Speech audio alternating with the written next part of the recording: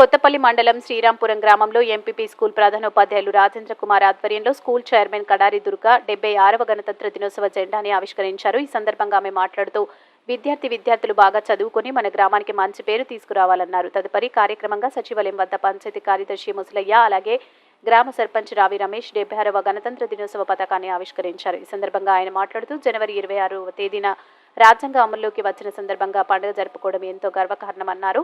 ఈ కార్యక్రమంలో సచివాలయ కన్వీనర్లు పిల్ల గంగాధర్, బండి సత్యనారాయణ, సచివాలయ ఉద్యోగస్తులు, గ్రామ ప్రజలు, యూత్ సభ్యులు తదితరులు ఈ కార్యక్రమంలో పాల్గొన్నారు.